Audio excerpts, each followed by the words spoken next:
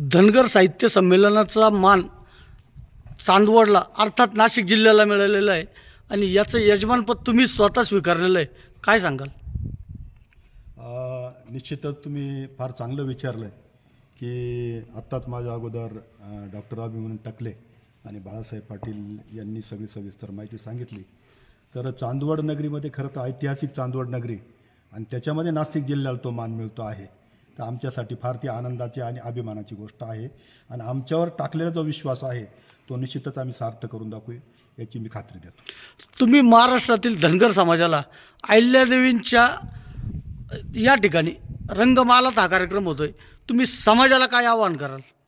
समाजाला आम्ही निश्चितच असं आवाहन करेन की धनगर समाज हा रानावनामध्ये शेळ्या मेंढ्यामागे एक भटकणारा समाज आहे.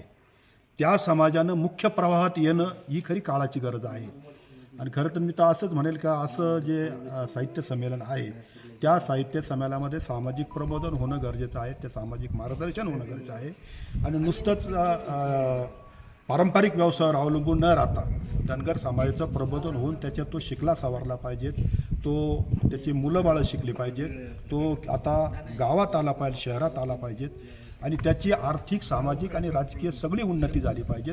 हा उद्देश या संमेलनाचा आहे. मला असं वाटतं की तो या निमित्ताने सार्थ होईल. समाजाला अजून या ठिकाणी या संमेलनाला येण्यासाठी तुम्ही काय आवाहन कराल? संमेलनाला येण्यासाठी तर मी निश्चितच मी आता जे बोललो त्याच पद्धतीचं आवाहन असं करेल की किमान तुम्ही 1-2 दिवस या साहित्य संमेलनासाठी काढा. आपल्याला समाजाला हे पटवून दिलं पाहिजेत की त्याचा लगेच काही त्याचा फायदा होतो असं नाही, परंतु त्याचा नंतर कालांतराने त्या समाजाला निश्चितच अशा ठिकाणी जो समाज अशा कार्यक्रमात येण्याची संधी त्याला क्वचित मिळते. आणि मी असं म्हणेल की हे एक सौभाग्य आहे किंवा ही एक पर्वणी आहे की चांदवड नगरीमध्ये हा असं ऐतिहासिक साहित्य संमेलन हा साहित्यिकांचा मी असं म्हणेल की साहित्यिकांची पंढरी या ठिकाणी अवतरणार आहे.